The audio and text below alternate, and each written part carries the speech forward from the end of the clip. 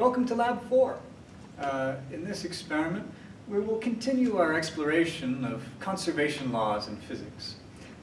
Last time we saw that kinetic energy is conserved in collisions between carts and when you're shooting balls out of cannons and all that exciting stuff.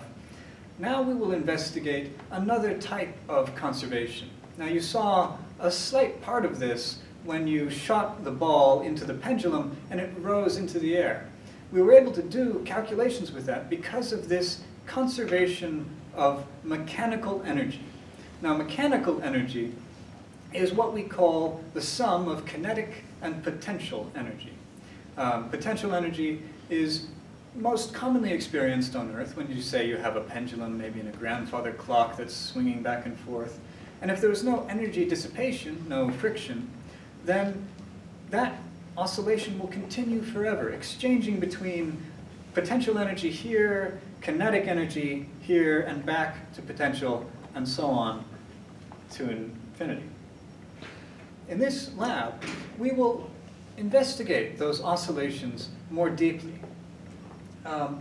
We will also consider a new type of conservation. This is conservation of angular momentum. In the last lab, we saw that linear momentum was conserved, say when we had the carts on the track. In this case, we're dealing with rotations. And in that case, when we're dealing with rotations, we have what's called angular momentum. Now, you will find that angular momentum and linear momentum, while they're not the same thing, are very analogous to each other. All of the same math that can be applied to linear momentum can be applied in exactly the same way to angular momentum. Say if I had a cart running along the track and I just placed a mass on it, we would know that the velocity of the cart would slow down because the momentum can't change, and if the momentum doesn't change and the mass increases, then the velocity must decrease. In the same way, if I have this table rotating like so, and I add some rotational inertia to it, we see that the angular velocity of this table slows down. And what we can find is that this slowing down is exactly the same. It's the exact same math as in the linear track case. Okay.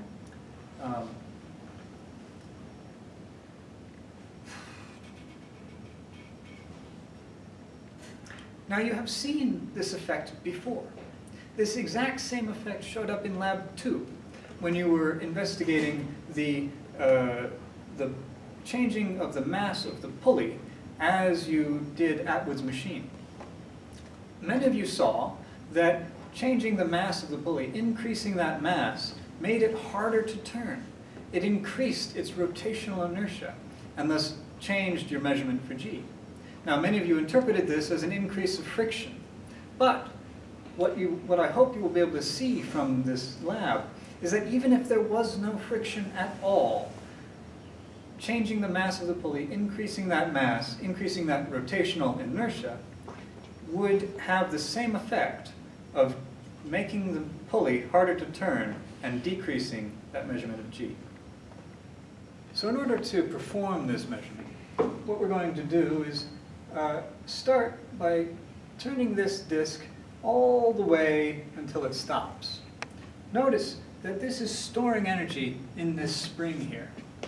And if I were to release this pendulum, what would happen is the potential energy would release, and that would cause this to go into motion. And we can time the period of oscillation by measuring how long it takes to go from this position. Notice the little tab here goes through the photo gate.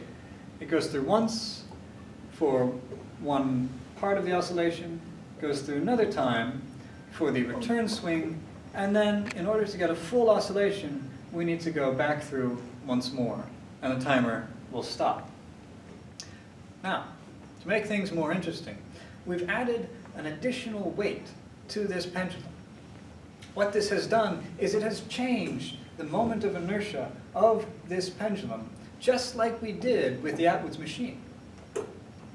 you'll notice that when we let go of this spring, because it is tensioned to the exact same amount, right? It is in the exact same position as we had before. The potential energy stored in the spring is exactly the same. And so when we set it spinning, the kinetic energy of the pendulum will also be exactly the same. Notice, however, that it spins much more slowly. This is because we have changed the moment of inertia, and this has changed the angular velocity. Now, to make things even more interesting, we've changed the shape of this mass that we've added. We've even placed it off-center. What this means is, even though we might not be able to calculate the rotational inertia of this thing directly, or rather immediately see what it will be, we know that we will be able to measure it by doing the exact same procedure, by tensioning this to the same spot and letting it go.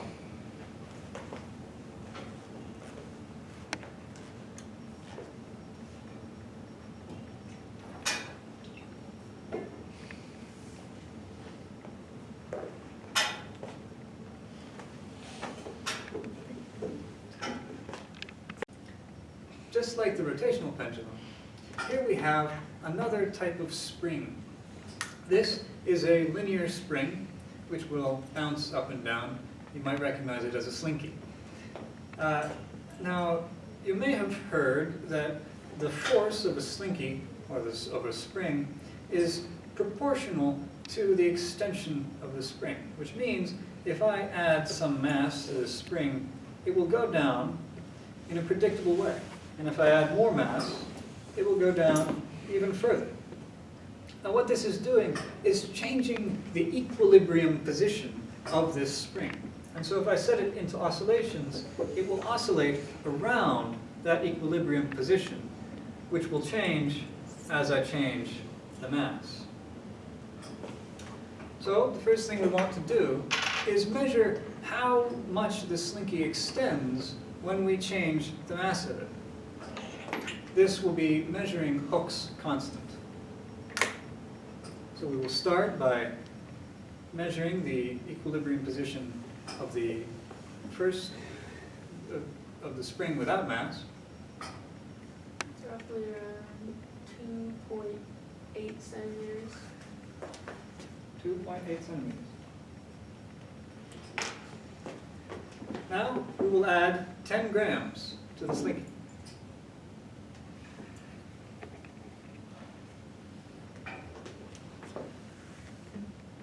That's around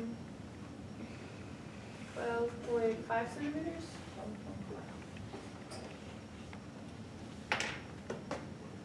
And we will go from 10 gram mass to a 20 gram mass.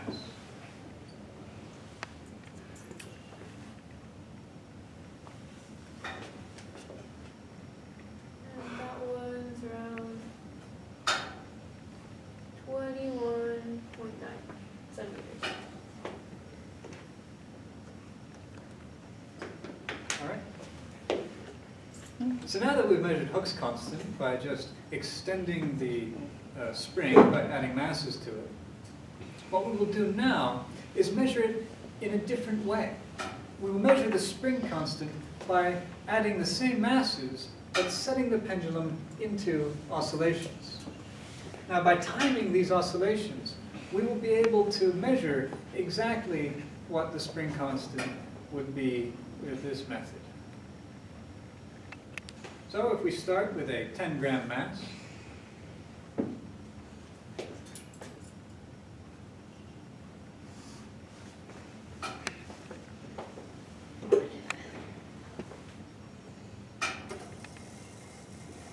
we will time 10 oscillations of the slinky in order to minimize statistical uncertainties from the measurement. We have 11.9 11.9 seconds. seconds. Right. Now we will increase the mass that we add to 20 grams.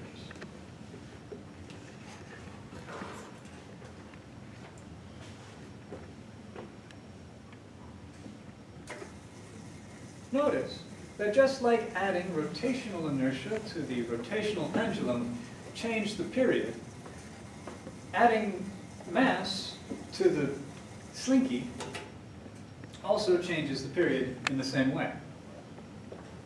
So now we have 13.0 seconds. 13.0 seconds. Should it be?